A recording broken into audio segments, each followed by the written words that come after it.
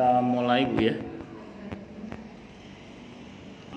Assalamualaikum warahmatullahi wabarakatuh. Bismillahirrahmanirrahim. Alhamdulillahirabbil alamin.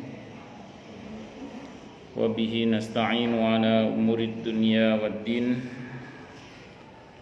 Wassalatu wassalamu ala asyrafil anbiya'i wal mursalin Sayyidina wa habibina wa syafi'ina wa qurrati a'yunina wa maulana Muhammadin wa ala alihi wa ashabihi wa dzurriyyatihi ajma'in, amma ba'd.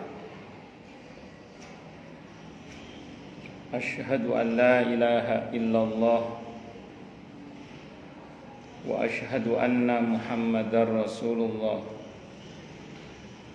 wa ufawwidu amri ilallah. Innallaha basirum bil ibad. Hasbiyallahu la ilaha illa huwa alaihi tawakkaltu wa huwa rabbul arsyil azim.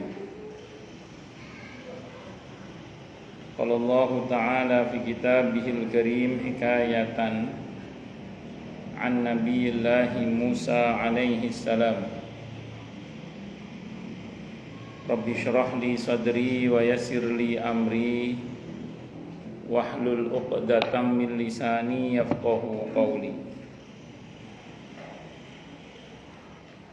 Para asatidah, para ibu-ibu sekalian, hafizani wa hafizakunallah, wa bil khusus segenap pengurus majelis ta'lim, ibu-ibu Masjid Baitul Jihad Kemang Pratama 2 dan sekitarnya, yang semoga pengurusnya dan jamaahnya selalu dalam naungan rahmat, barokah, perlindungan serta bimbingan Allah Subhanahu wa ta'ala. Amin, Allahumma amin, insyaallah. Tentu saya doakan semoga kemuliaan ibu-ibu sekalian selalu dijaga dan ditingkatkan terus oleh Allah Subhanahu wa ta'ala sebagai seorang muslimah, sebagai seorang istri, sebagai seorang ibu, dunia hingga syurga. Amin, Allahumma amin, insyaallah. Allahumma inna nas'aluka ilman nafi'a wa rizqan thayyiba wa amalan mutaqabbala wa fatahallahu lana futuhal arifin. Allahumma inna na'udzubika min ilmin la yanfa' wa amalin la yurfa' wa qalbin la yakhsha' wa du'a la yusma'. Allahumma ati anfusana taqwaha wa zakkiha anta khairum man zakkaha anta waliyuha wa maulaha. Allahumma barik lana fi sya'bana wa ballighna ramadhana. Amin, Allahumma amin, insyaallah. Ibu-ibu sekalian, hafizani wa hafizakunallah. Masih melanjutkan kajian kita kitab At-Tadhkirah karya Al-Imam Al-Qurtubi rahimahullahu rahmatan wasi'ah wa rahimallahu ulama'al muslimin. Qala al-muallif rahimahullahu ta'ala wa nafa'ana bihi wa bi'ulumihi fid dharain, amin. Bismillahirrahmanirrahim. Halaman 709 ya. Nggih Bu nggih. Di pada bagian Ibnu As-Sammak gitu ya. Bismillahirrahmanirrahim. Ibnu As-Sammak yaitu Abu Amr Utsman ibn Ahmad menuturkan riwayat dengan sanadnya dari Abdullah ibn Mas'ud radhiyallahu anhu. Dia berkata, Nabi kamu sekalian akan memberi syafaat pada urutan keempat dari 4 para pemberi syafaat yang pertama. Dari pemberi syafaat yang pertama Jibril, kemudian alaihissalam ya, kemudian Nabi Ibrahim alaihissalam, kemudian Nabi Musa alaihissalam atau Nabi Isa alaihissalam, kemudian Nabi kamu sekalian sallallahu alaihi wasallam, yaitu Nabi kita Muhammad sallallahu alaihi wasallam.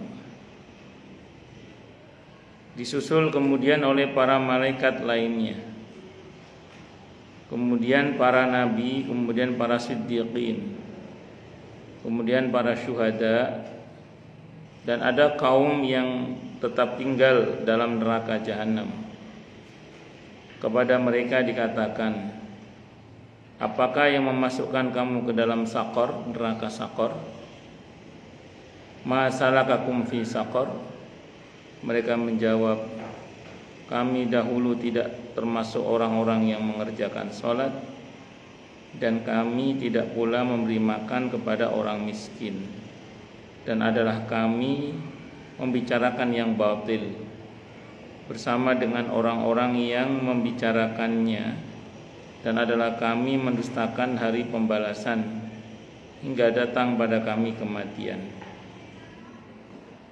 Jadi dulu nanti ada orang yang ketika dia masuk neraka disapa oleh ahli surga dengan mengatakan, masalakakum fi saqar? Apa yang buat kamu masuk neraka saqar? Qalu lam nakum minal musallin wa lam nakun nud'imul miskin. Dulu saya tidak sholat dan dulu saya tidak peduli dengan memberi makan orang-orang miskin. Berarti orang ini buruk hubungannya dengan Allah, buruk hubungannya dengan sesama. Orang buruk hubungannya dengan Allah saja, walaupun dengan sesama baik, itu potensial masuk neraka. Atau orang yang baik pada sesama tapi hubungan dengan Allah buruk, itu juga potensial masuk neraka. Apalagi ini dua-duanya buruk, ke Allah buruk, ke sesama buruk, sudah pasti masuk nerakanya. Makanya kalau kita ingin selamat dalam Islam, harus baik hubungannya dengan Allah dan harus baik hubungannya dengan sesama sekaligus, tidak boleh dipisah. Jadi soleh secara ritual dan soleh secara sosial sekaligus, tidak boleh dipisah. Allah katakan di surah Ali Imran ayat 112, wa duribat alaihimud dhillatu aynama thuqifu illa bihablim minallah wa hablim minan nas. Ditimpakan kehinaan kepada mereka dimanapun mereka berada, kecuali dengan tali hubungan baik dari Allah dan tali hubungan baik dari sesama. Artinya kita harus baik hubungannya dengan Allah dan harus baik hubungannya dengan sesama. Sampai dengan firman-Nya yang artinya, maka tidak berguna bagi mereka syafaat dari orang-orang yang memberi syafaat. Al-Mudaththir ayat 42 sampai 48. Kata Abdullah bin Mas'ud radhiyallahu anhu, mereka tidak mempan syafaat. Mereka yang tidak mempan syafaat itu adalah orang-orang yang tetap tinggal dalam neraka jahanam.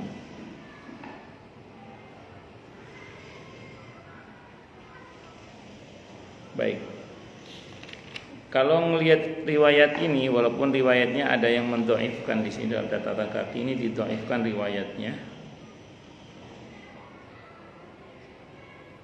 Tapi sering saya sampaikan ya, para ulama, mayoritas ulama tetap menggunakan hadis yang dhaif selama tidak bertentangan dengan hadis yang sahih dan selama bukan masalah halal haram. Apalagi ada hadis dhaif itu yang potensial sahih maknanya. Tadi dikatakan dengan izin Allah ya tentunya, yang bisa memberikan syafaat yang pertama itu malaikat Jibril. Kalau dilihat urutan di sini ya. Yang kedua Nabi Ibrahim alaihissalam, Nabi Musa alaihissalam, dan Nabi Isa alaihissalam. Baru kemudian Nabi kita Muhammad sallallahu alaihi wasallam. Terlepas dari itu sebenarnya wallahu a'lam bishawab. Sebenarnya para nabi dan rasul secara keseluruhan itu diberi SK oleh Allah untuk memberikan syafaat bagi umatnya. Mana dalilnya? Saya mungkin sering sampaikan di sini hadis riwayat Ahmad, Abi Dawud, Ibnu Majah. Kata Imam Al-Qurtubi hadisnya sahih dari semua jalur periwayatannya. Ketika manusia melintasi sirat, di ujung sirat itu para nabi berkumpul melihat. Mana-mana yang diakui umatnya itu didoakan. Allahumma sallim sallim, ya Allah selamatkan umatku ini, selamatkan umatku, selamat. Itu semua nabi. Jadi enggak hanya sebatas pada nabi tadi itu. Kalau tentang malaikat Jibril saya kurang tahu ya, saya belum pernah baca riwayatnya. Tapi ya kalau memang kita terima riwayat ini ya kita imani saja. Tapi bagaimana bentuknya saya kurang tahu. Tapi kalau para nabi dan rasul tadi hadisnya dari Ahmad, Abi Dawud, Ibnu Majah, kata Imam Al-Qurtubi hadisnya sahih dari semua jalur periwayatannya. Ada dalam kumpulan sahih hadis qudsi juga. Ketika umat manusia melintasi sirat, di ujung sirat itu setiap para nabi dan rasul itu menyaksikan umatnya yang lewat. Setiap yang diakui sebagai umatnya langsung didoakan. Allahumma sallim sallim, ya Allah selamatkan umatku, selamatkan umatku. Itu bentuk syafaat setiap para nabi nanti. Kenapa? Nah gini, kan kalau manusia kan ujung awal, kalau nabi di ujung akhir.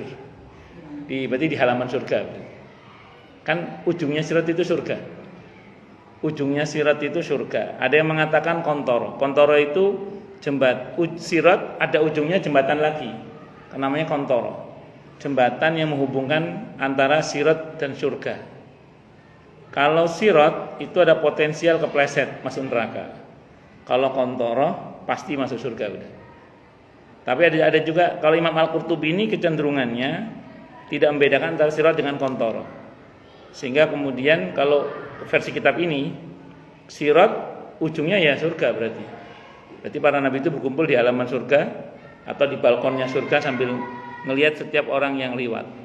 Kalau itu diakui sebagai umatnya didoakan Allahumma sallim sallim, ya Allah selamatkan umatku, selamatkan umatku.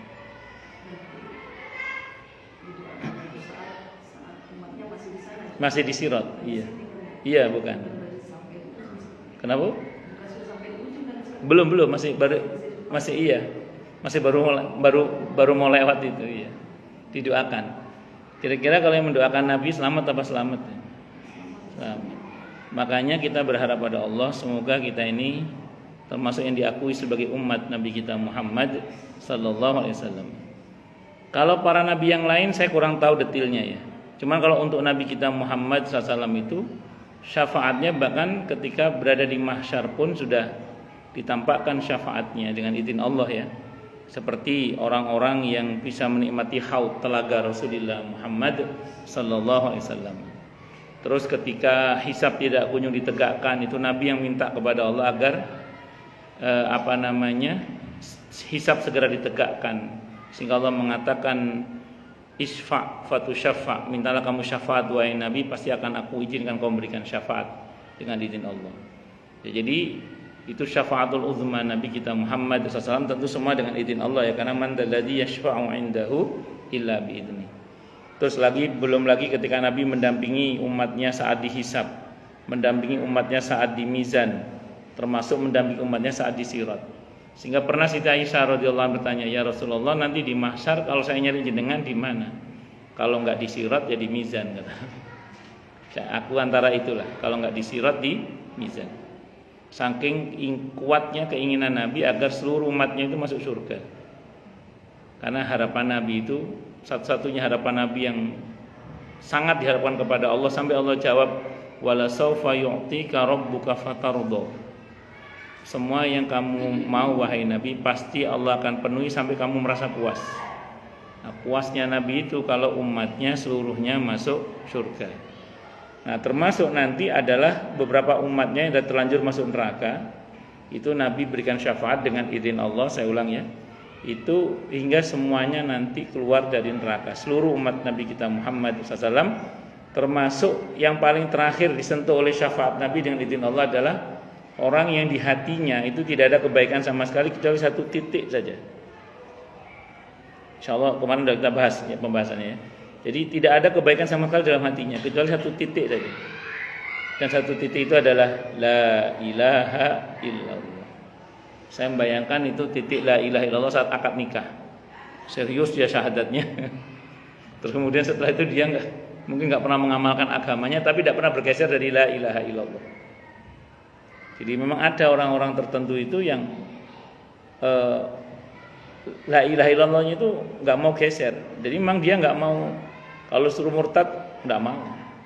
Kalau bicara Islam rela mati, berani mati. Tapi nyolong. Begitu ditangkap, sampean ini Islam tapi kok nyolong. Islam agama saya, Pak. Kok nyolong? Itu pekerjaan saya, Pak. Repot, guys. Itu ada cerita saat itu saya lagi ada pengajian di Masjid Al-Akbar Surabaya. Saat itu masih Masjid Agung, masih belum masuk. Kan diberi nama Al-Akbar itu setelah diresmikan oleh Allahyarham Gus Dur. Sebelum itu namanya Masjid Agung. Saat itu masih Masjid Agung namanya, belum diresmikan. Jadi saat itu yang ceramah itu Ketua PWNU Jawa Timur, Pak Ali Mashan Musa. Jadi ceritanya itu ada maling ketangkep sama satpam dimarahi. Maling sepatu. Kata satpamnya, "Sampai ini Islam tapi nyolong." Loh, Pak, Islam itu agama saya, Pak. Kok nyolong? Itu pekerjaan saya, Pak. Repot. Yesus. Tapi nggak bergeser hatinya itu. Gelap itu hatinya, nggak ada keburukan, nggak ada kebaikan sama sekali kecuali satu titik, yaitu la ilaha illallah. Itu nanti disentuh oleh syafaat Nabi kita Muhammad SAW. Saya kalau baca hadis itu, benarlah Ahlus Sunnah wal Jamaah yang tidak mudah mengkafirkan orang Islam. Karena ternyata orang yang hatinya gelap, nggak ada kebaikannya sama sekali kecuali satu titik la ilaha illallah pun, itu nanti dengan izin Allah masih diselamatkan dari api neraka. Walaupun ya kosong kabeh, gak karu-karuan. Itu seperti itu. Allahu Akbar. Semoga Allah jaga iman Islam kita ya, amin. Dan Allah sempurnakan iman Islam kita semua, amin. Allahumma insyaallah, mudah-mudahan. Terus kemudian mengenai tadi masalah kakum fisakor dan seterusnya itu, saya ulang tadi ya. Pokoknya orang itu kalau mau selamat harus memperbaiki hubungannya dengan Tuhannya Allah dan harus mau memperbaiki hubungannya dengan sesamanya. Kalau istilah kerennya itu ya tadi, soleh secara ritual, soleh secara sosial. Itu harus sekaligus dua-duanya, tidak boleh dipisah. Harus dua-duanya harus. Makanya ketika ada orang hanya memperbaiki hubungannya dengan Tuhannya Allah, tapi buruk dan sesama, dia tidak mulia. Dalam pandangan Islam orang seperti itu tidak mulia. Sebagaimana kalau ada orang yang sangat peduli secara sosial tapi tidak peduli secara ritual, hubungannya dengan Tuhannya buruk, orang seperti itu juga tidak mulia. Itulah kenapa kemudian perintah zakat itu diulang dengan perintah sholat tidak kurang dari 82 kali dalam Al-Quran. Jadi saya ulang, perintah zakat diulang dalam Al-Quran bersamaan dengan perintah sholat itu tidak kurang dari 82 kali. Para ulama menegaskan ya tadi, itu pertanda bahwa betapa kita harus baik hubungannya dengan Allah dan harus baik hubungannya dengan siapa tadi? Sesama. Harus sekaligus. Itulah kenapa dalam Al-Quran diulang-ulang perintah beribadah kepada Allah disusul dengan berbakti pada kedua orang tua. Kita baca dalam Al-Quran misalnya di surah Al-Baqarah 80-an ke atas itu, wa id akhadna mitsaqa bani Israila la ta'buduna illallaha wa bil walidaini ihsana. Di surah An-Nisa ayat 36 Allah katakan wa'budullaha wa la tusyriku bihi syai'a wa bil walidaini ihsana. Belum lagi yang ada di surah Al-Isra ayat 23 24 wa qadha rabbuka alla ta'budu illa iyyahu wa bil walidaini ihsana. Diulang-ulang itu. Mau diulang-ulang lah beberapa ayat itu. Kalau di surah Luqman, anishkurli wali walidaik, hendaklah bersyukur padaku kata Allah dan berterima kasih pada kedua orang tua. Itu diulang-ulang oleh Allah. Berarti apa? Tidak cukup kita hanya baik pada Allah saja, nggak cukup. Harus baik pada sesama, dan sesama yang pertama yang sering Allah sebut adalah kedua orang tua. Termasuk orang tua adalah mertua. Termasuk orang tua adalah siapa? Mertua. Itu ijma ulama itu. Termasuk orang tua adalah mertua. Cara termudah berbakti pada mertua adalah berikan keleluasaan bagi pasangan kita untuk berbakti pada orang tuanya. Bahkan dorong pasangan kita untuk berbakti pada orang tuanya. Itu cara termudah berbakti pada mertua. Wabil walidaini ihsana. Dan dalam Islam itu ada istilah as-shalah, ada istilah silaturrahim. Itu akar katanya sama itu, silah. Jadi membuat sambungan kepada Allah, kata silah membentuk kata shalah. Nah, kemudian kata silaturrahim, kata untuk berbuat baik pada sama, kata silah membentuk kata silaturrahim. Nah, itu sama persambungan itu. Ada yang nggak mau pakai kata silaturrahim atau tidak mau pakai kata halal bihalal, diganti dengan silat ukhuwah. Babu taubah. Ibu babu taubah kan sering silat ukhuwah. Enggak apa-apa, istilah.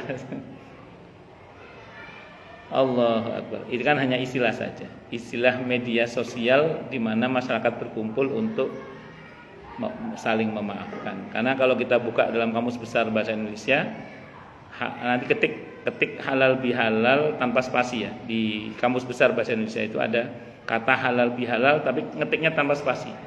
Itu artinya perihal maaf memaafkan.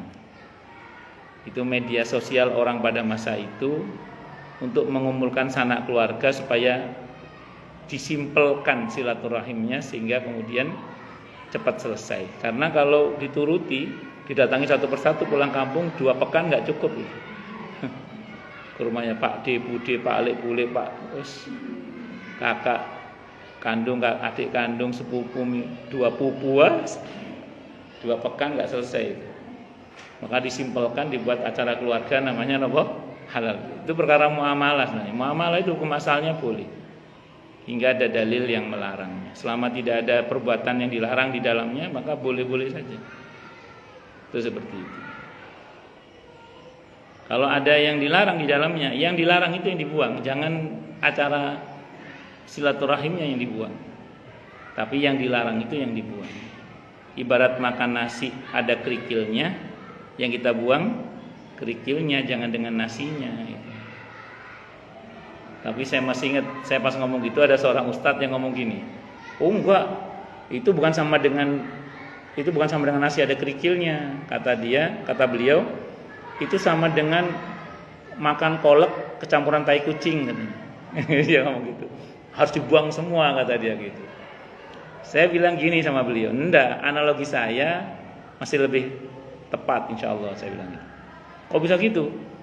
Ya, saya bilang itu dulu Ka'bah itu sama Mas'a, Safa Marwah. Itu dulu ratusan berhala di situ. Bukan 1-2 berhala. Ratusan berhala. Begitu Fathu Makkah, yang dibuang oleh Nabi apanya? Berhalanya aja. Ka'bahnya, sofanya tetap. Berarti itu seperti nasi bercampur kerikil. Bukan seperti kolak kecampuran tai kucing. Saya bilang gitu. Itu padahal kesyirikan loh itu, bercampur kesyirikan. Apalagi ini yang notabene dosanya di bawah syirik. Yang bercampur kesyirikan aja oleh Nabi nggak dibuang semua. Yang dibuang cuma kesyirikannya aja. Nah, paham ya? Semua monggo lah kalau mau pakai istilah nopo terserah, tapi ya kalau istilah pakai halal bihalal juga nggak ada masalah. Kenapa? Karena itu istilah dalam muamalah. Muamalah itu hukum asalnya boleh hingga ada dalil yang melarang. Selama tidak ada dalil yang melarang nggak ada masalah. Di sini termasuk yang masih konsisten menggunakan kata halal bihalal di sini. Kalau di beberapa tempat mungkin karena menghindari kata halal bihalal ada namanya silat ukhuwah, ada silaturahim Idul Fitri, sakarab mula. Padahal itu istilah murni istilah Indonesia itu halal bihalal. Karena kalau Anda buka idiom halal bihalal di kamus bahasa Arab tidak ada. Yang ya itu ada yang di dalam Kamus Besar Bahasa Indonesia. Bagus. Ya bagus.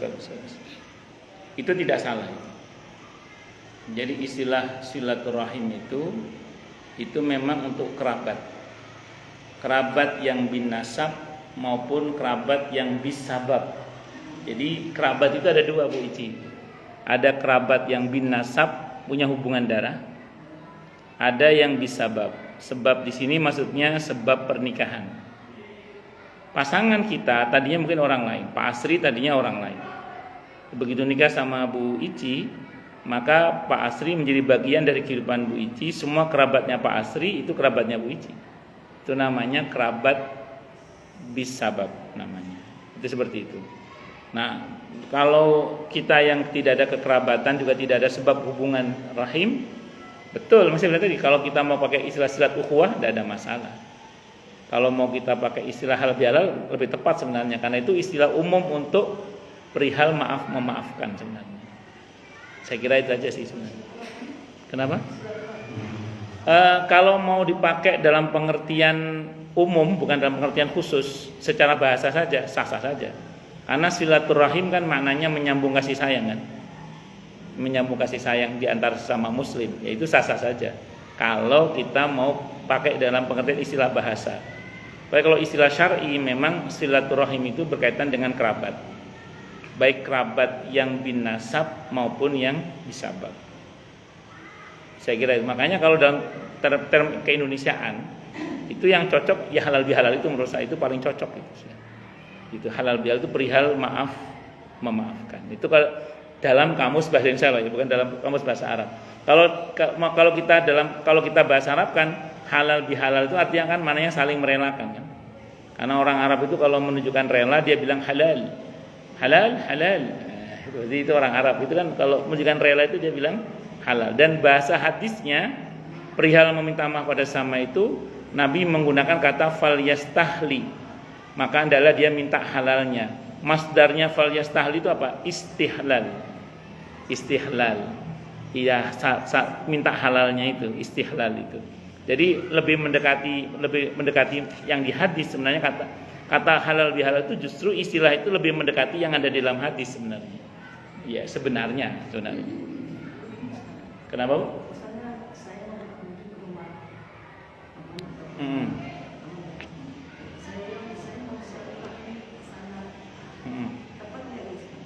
Bagus. Kalau menggunakan pendekatan bahasa tepat, tidak ada masalah. Pendekatan bahasa. Karena kan saya mau nyambung kasih sayang, saya mau nyambung kekerabatan dengan teman saya. Boleh, tidak ada masalah. Cuman kalau menggunakan istilah syar'inya itu kurang tepat. Kalau ingin lebih tepat istilahnya adalah ziarah, berkunjung. Saya akan berkunjung, beranjang sana kalau bahasa kita, iya. Saya mau beranjang sana atau berkunjung ke rumah teman saya. Kalau saudara baru silaturahim. Saya mau silaturahim ke rumah saudara saya. Tapi kalau mengunjungi itu bahasa Arabnya ziarah. Bahasa hadisnya juga menggunakan kata ziarah. Mengunjungi. Iya. Makanya gini, dalam istilah kita silaturahim secara bahasa benar tidak ada masalah. Secara bahasa ya. Sambil contoh gini, Bu. Ibu mungkin pernah baca hadis ya. Dalam Sahih Bukhari itu tidaklah disebut silaturahim itu membalas kunjungan dan membalas hadiah. Itu membalas kunjungan itu ziarah bahasa Arabnya itu. Jadi bukan membalas kunjungan dan bukan, tapi yang dimaksud dengan silaturahim adalah menyambung hubungan dengan orang yang buruk hubungannya dengan kita. Nah, itu kalau pakai istilah itu berarti tidak hanya kerabat kalau gitu. Siapapun orang yang kita ingin sambung hubungan baik dengan dia itu bisa masuk dalam kategori pengertian silaturahim kalau pakai pendekatan itu ya. Tapi istilah syar'i para ulama memang kalau untuk silaturahim itu untuk kerabat memang. Tapi secara bahasa penggunaan itu tidak ada masalah. Anggaplah ibu sedang menggunakan kata silaturahim dalam pengertian bahasa Indonesia, bukan dalam pengertian syar'inya. Saya kira itu. Wallahu a'lam bishawab. Ya, silaturahim antar warga. Nah, itu mesti penggunaan kata itu secara bahasa, bukan dalam pengertian syar'i. Kalau syar'i nggak tepat istilah itu. Ya, jadi kita bisa menggunakan pendekatan secara bahasa, kita bisa menggunakan pendekatan secara syar'i, tergantung konteksnya apa. Saya kira itu. Wallahu a'lam bishawab. Lanjut nih. Jadi harus baik hubungannya dengan Allah dan harus baik hubungannya dengan siapa tadi Bu? Sesama, sekaligus ya. Tidak boleh dipisah, sekaligus tidak boleh dipisah. Ada yang mengatakan bahwa inilah al-maqam al-mahmud, kedudukan terpuji yang dijanjikan kepada Nabi kita Muhammad sallallahu alaihi wasallam. Sementara di mana ketika para nabi semuanya tidak ada yang sanggup memberikan syafaat kepada seluruh umat manusia, dengan izin Allah, nabi kitalah yaitu Nabi Muhammad sallallahu alaihi wasallam lah yang kemudian dengan izin Allah diberi izin memberikan syafaat kepada seluruh umat manusia dengan ditegakkannya syafaat hisab untuk mereka. Sementara itu menurut riwayat Ibnu Majah dari Abdullah ibn Abil Jad'ah bahwa dia telah mendengar radhiyallahu anhu bahwa dia telah mendengar Rasulullah sallallahu alaihi wasallam bersabda. Apa sabdanya? Sesungguhnya di antara umatku ada yang masuk surga atas syafaat seseorang lebih banyak daripada Bani Tamim. Para sahabat bertanya, "Ya Rasulullah, apakah orang itu selain engkau?" "Ya, selain aku," tegas Rasulullah Muhammad sallallahu alaihi wasallam. Sang perawi berkata, "Benarkah kamu mendengarnya dari Rasulullah Muhammad sallallahu alaihi wasallam?" Jawab Ibnu Abi Al-Jad'ah, "Saya mendengarnya dari beliau sallallahu alaihi wasallam." Hadis ini diriwayatkan oleh Imam At-Tirmidzi rahimahullah, dan dia katakan hadis ini hasan sahih gharib, dan kami tidak mengetahui dari Ibnu Abi Al-Jad'ah selain hadis ini saja. Hadisnya sahih, hasan sahih. Hasan sahih itu pengertiannya ada jalur hasan, ada jalur sahih. Berarti memang ada Bu, orang-orang yang dengan izin Allah bisa memberikan syafaat selain para nabi dan rasul, selain Nabi Muhammad sallallahu alaihi wasallam. Siapa aja contohnya? Orang yang mati syahid di jalan Allah. Dalam hadis yang sahih yang dulu pernah kita bahas ya, tentang 18 tanda husnul khotimah, yang ibu udah pada lupa semua itu. Nah itu dulu itu di antara keutamaan orang yang mati syahid apa Bu? Bisa memberikan syafaat pada keluarganya atau kerabatnya sebanyak 70 orang. 70 itu artinya banyak.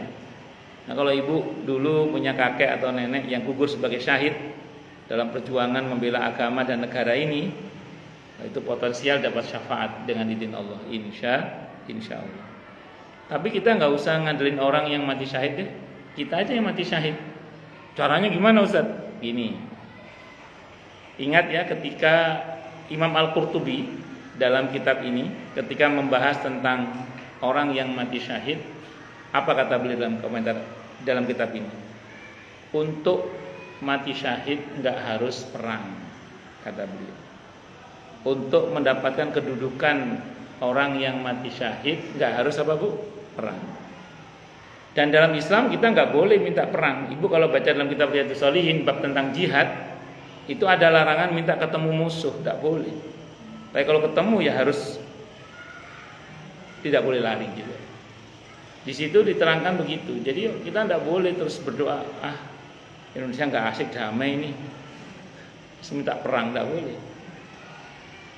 Tapi kata Imam Al-Qurtubi, kita bisa meraih mati syahid itu diantaranya itu dengan meminta kepada Allah dengan sungguh-sungguh mati syahid. Hadisnya Sahih Muslim.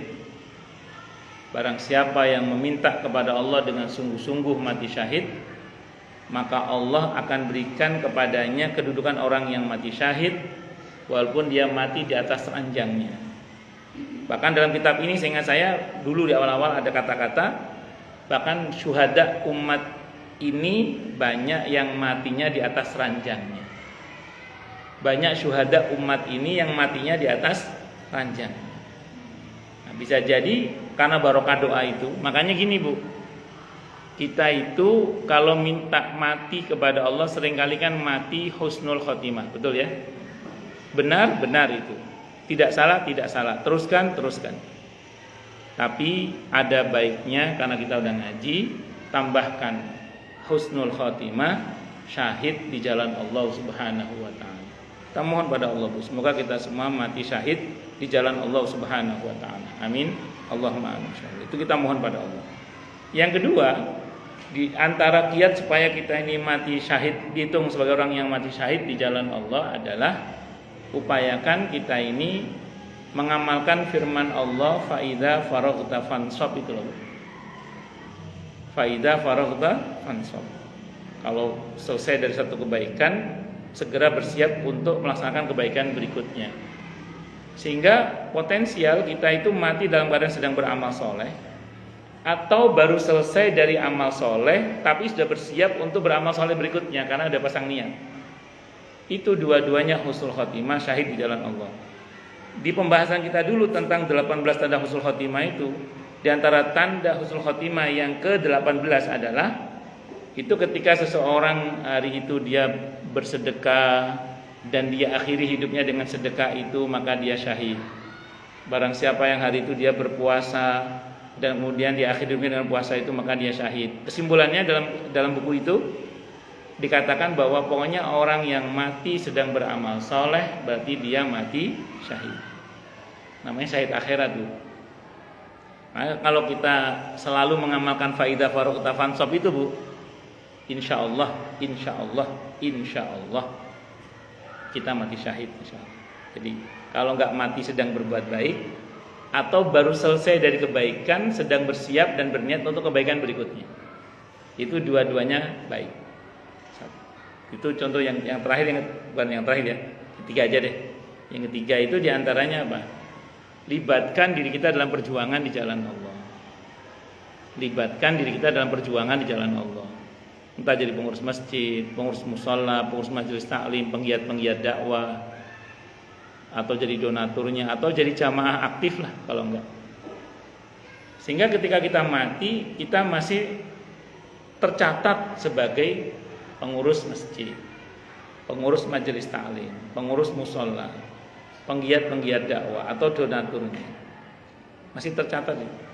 Sehingga itu namanya mati di jalan Allah. Itu namanya mati apa, Bu? Syahid di jalan Allah.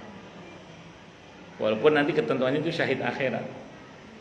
Makanya kalau ibu toleh ada nggak kakek nenekku dulu yang mati syahid, nggak usah mikir beliau, kita aja yang mati syahid.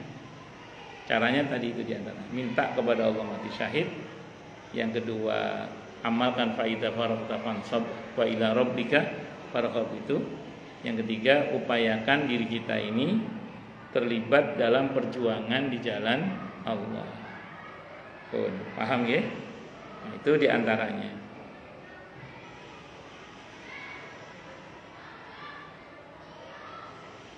Hadis ini telah dikeluarkan pula oleh Al-Baihaqi dalam Dalailun Nubuwah.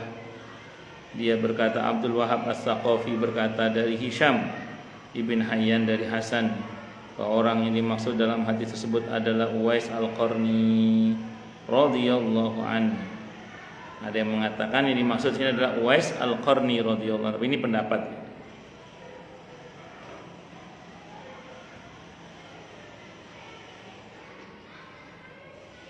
Menurut penuturan Ibnu As-Sammak dari Yahya ibn Ja'far rahimahullah, dari Syababah ibn Siwar rahimahullah, dari Hurais ibn Utsman rahimahullah, dari Abdullah ibn Maisarah rahimahullah, dan Habib ibn Adi Ar-Rahabi rahimahullah, dari Abu Umamah radhiyallahu anhu, dia berkata, bersabda Rasulullah Muhammad sallallahu alaihi wasallam, di antara umatku ada yang masuk surga lantaran syafaat seseorang sebanyak salah satu dari dua kampung, Rabi'ah dan Mudhar.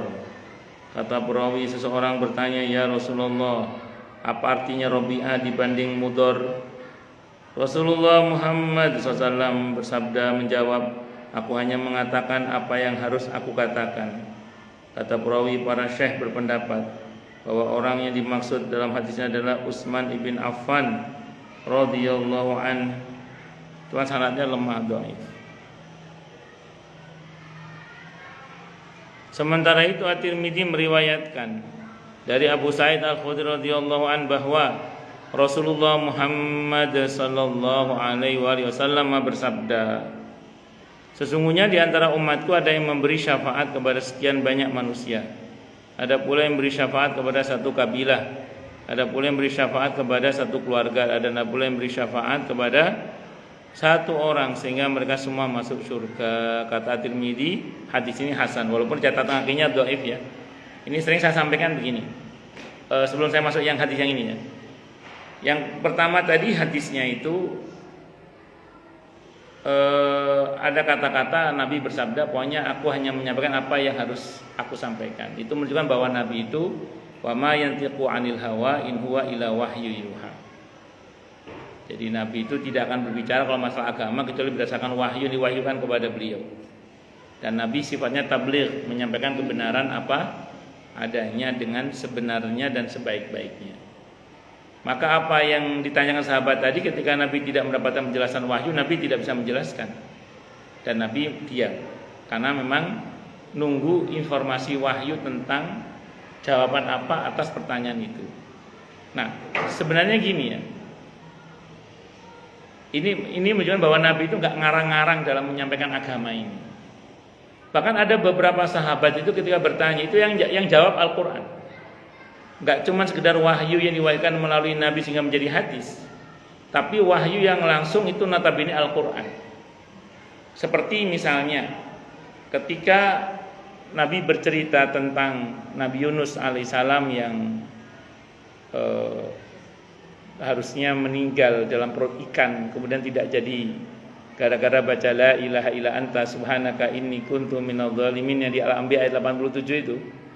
Kan para sahabat nanya itu. Saya baca dalam kitab Abwaabul Fardnya Said Muhammad Alawi Al-Maliki rahimahullah. Para sahabat bertanya, "Ya Rasulullah, itu nabi itu. Kalau kita bukan nabi, kira-kira dapat manfaat yang sama enggak kalau baca la ilaha illa anta subhanaka inni kuntu minadh dhalimin?" Itu Allah yang jawab langsung, Nabi enggak jawab. Yang jawab Allah langsung. Wa kadzalika nunjil mu'minin. Sebagaimana Yunus, kami akan selamatkan pula orang yang beriman yang mau membaca la ilaha illa anta subhanaka inni kuntu minadh dhalimin. Bisa dipahami ya? Nah, terus kemudian ada hal yang menarik lagi, diantaranya ketika Nabi ditanya tentang Ashabul Kahfi, beliau sempat, nah ini Nabi harus pernah salah ya supaya kemudian tidak dituhankan, tapi ujungnya harus benar juga karena Nabi itu maksum. Tidak mungkin kesalahan Nabi dibiarkan salah nggak sampai nggak lurus itu nggak mungkin, pasti ujungnya benar. Tapi beliau bersabda, ya besok, besok nggak ada wahyu turun. Allah tegur. Kalau nggak ada konfirmasi wahyu, Nabi tetap diharuskan mengucap insya Allah. Makanya Nabi itu kalau ada wahyu, Nabi nggak pakai insya Allah. Tapi kalau tidak berdasarkan wahyu, analisa pribadi, dan itu terkait dengan masa yang akan datang, beliau biasanya mengatakan insya Allah. Itu sekelas Nabi aja suruh mengucap insya Allah, apalagi kita yang bukan Nabi. Ya, kalau perihal yang akan datang kita katakan apa? Insya Allah. Itu seperti itu. Jadi ada beberapa ayat dalam Al-Quran itu yang menjawab pertanyaan para sahabat yang Nabi nggak jawab, yang jawab Allah langsung. Dan ada beberapa Nabi yang jawab berdasarkan wahyu.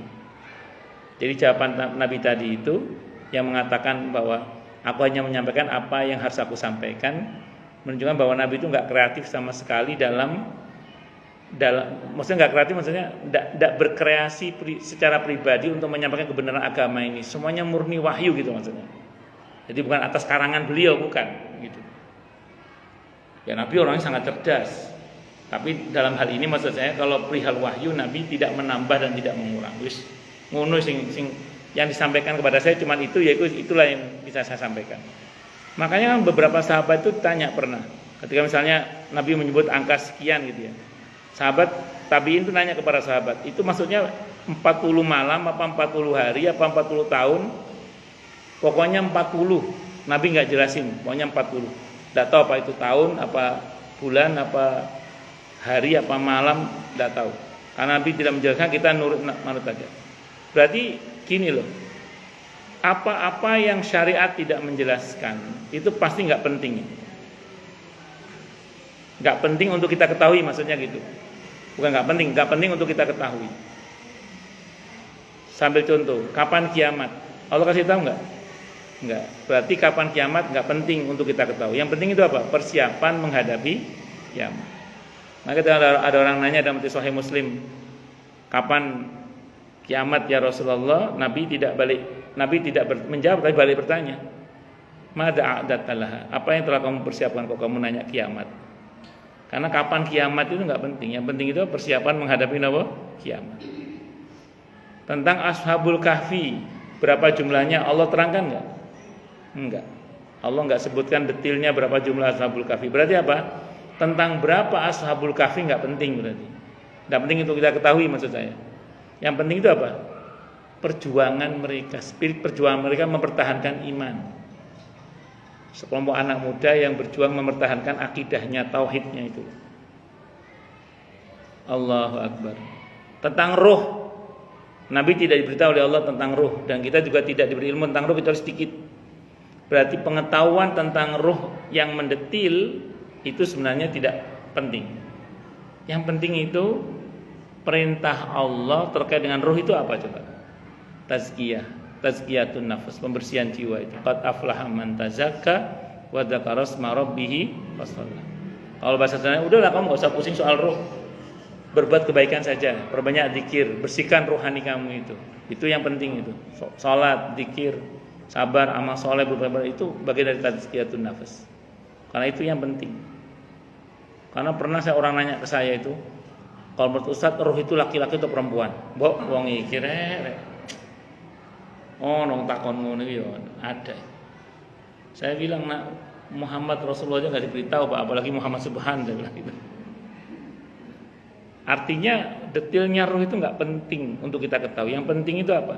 Bagaimana sikap kita terkait dengan roh yang Allah perintahkan. Yaitu apa tadi? Tazkiyatun nafs. Qad aflaha man tazakka wa dzakara asma rabbih fasalla. Bagaimana kita berusaha membersihkan jiwa kita, hati kita, rohani kita. Kita fokus kita di situ, gitu. Bisa dipahami ya? Itu dan lain sebagainya. Nah, mengenai riwayat yang berikutnya tadi ini menarik tadi kan. Di sini dikatakan hasan, dicatatkan kaki dibilang dhaif. Saya sering sampaikan rumus dan ini sering saya ulang biar tambah hafal aja ya. Karena ada beberapa jamaah itu kadang nanyanya gini. Saya kok bingung Ustaz ya, ini di buku ini bilangnya hasan, di catatan kakinya dibilang dhaif. Yang betul bagaimana? Ada satu kaidah dalam usul fikih itu bunyinya gini, Bu. Al-ijtihadu la yunqaddu bil ijtihad. Ijtihad seorang ulama itu tidak bisa dibatalkan dengan ijtihad ulama lain. Jadi apa yang dikatakan Hasan oleh Imam At-Tirmidzi dalam hadis ini itu tidak bisa dibatalkan gara-gara setelahnya ada ulama yang mengatakan dhaif. Contoh yang lain. Itu ibu kalau pernah baca hadis tentang keutamaan surah Al-Mulk, itu kan pernah ada saya dengar ceramah seorang ustadz itu kan mendhaifkan riwayat itu. Nanti ibu baca dalam tafsir Ibnu Katsir.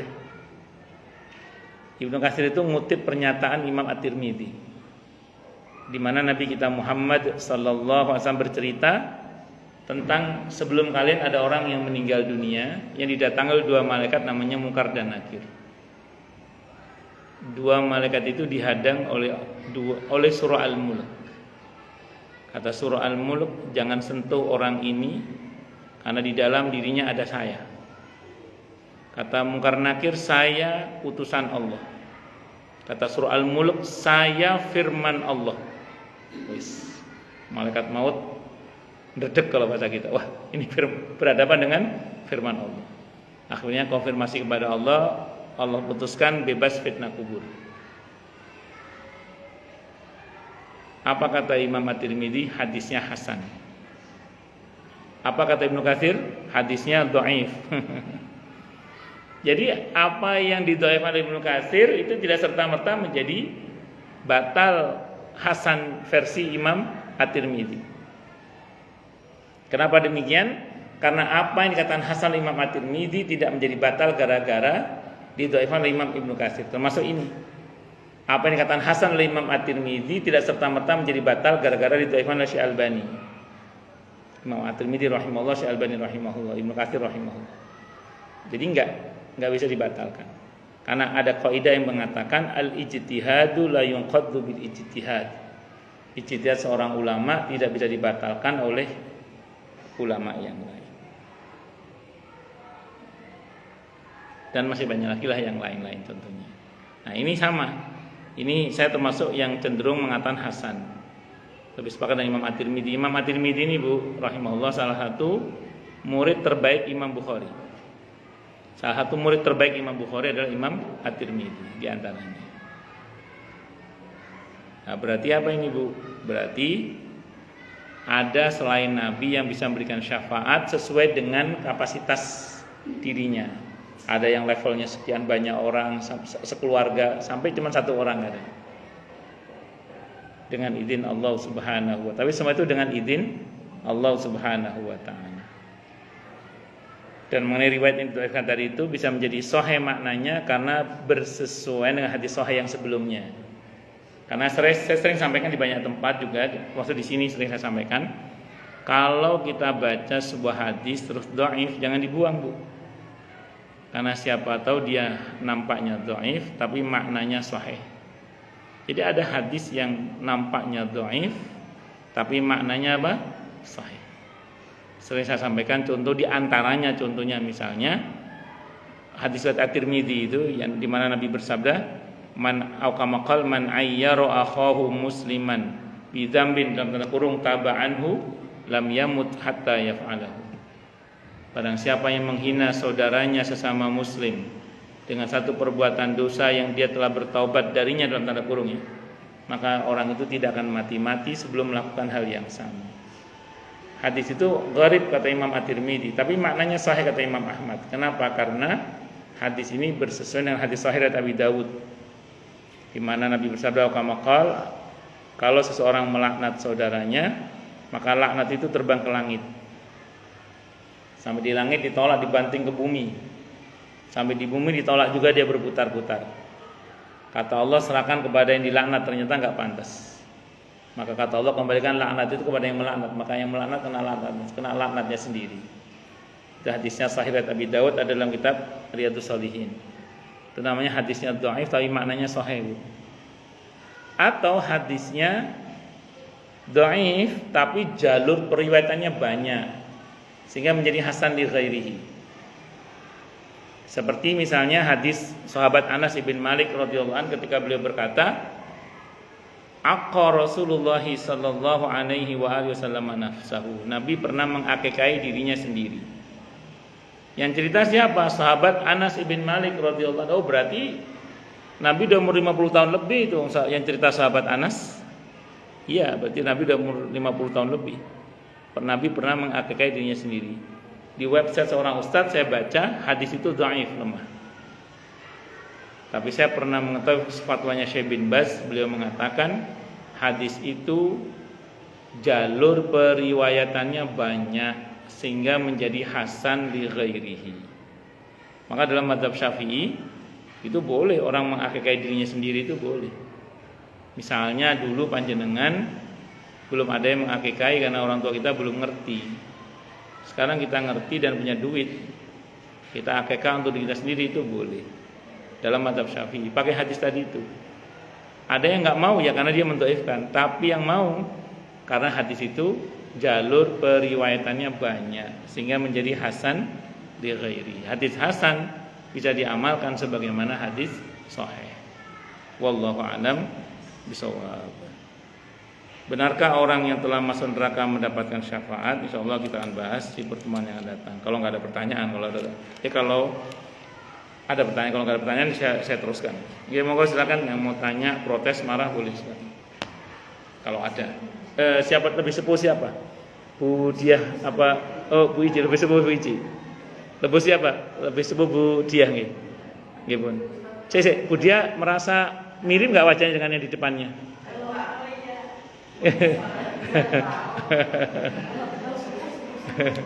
Nggih, monggo.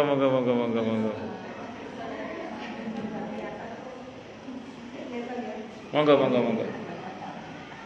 Budia, iya katanya lebih sepuh jenengan katanya.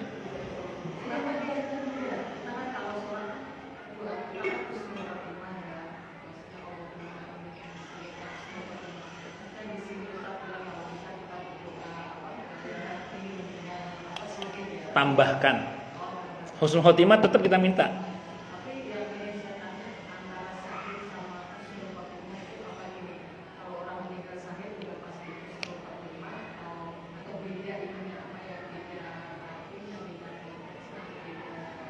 Ya, gini, karena redaksi hadisnya menggunakan kata syahid. Man sa'ala syahadata, siapa yang minta mati syahid. Maka kita menyesuaikan dengan redaksinya Nabi itu. Tapi husnul khotimah itu juga ada riwayatnya gitu. Secara umum, kalau kita bicara secara umum, betul kata ibu tadi, orang yang mati syahid pasti husnul khotimah.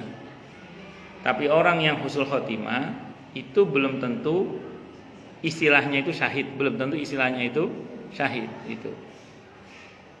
Kalau saya sih lebih kepada begini, kalau saya pribadi, karena di hadis Sahih Muslim itu ada hadis khusus yang menyebut barang siapa meminta mati syahid dengan sungguh-sungguh, berarti minta mati syahid itu kita minta secara khusus.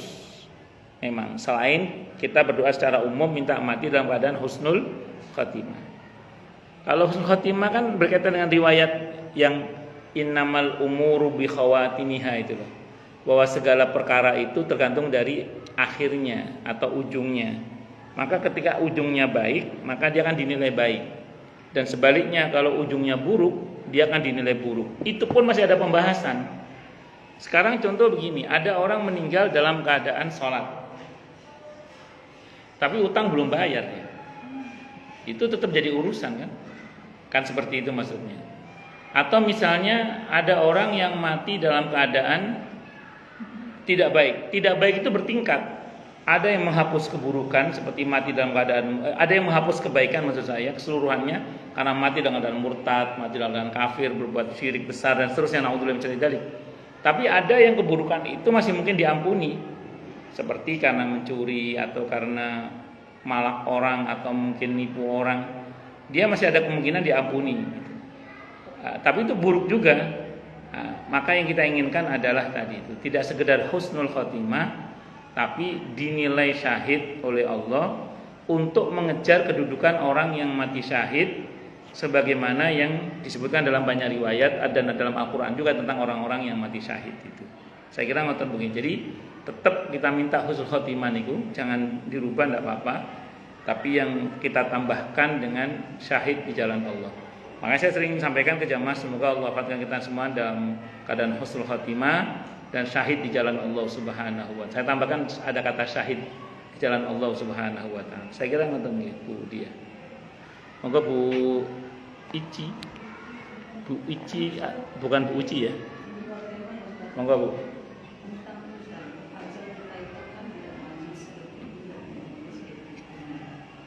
Terus nanti saya terangkan terus.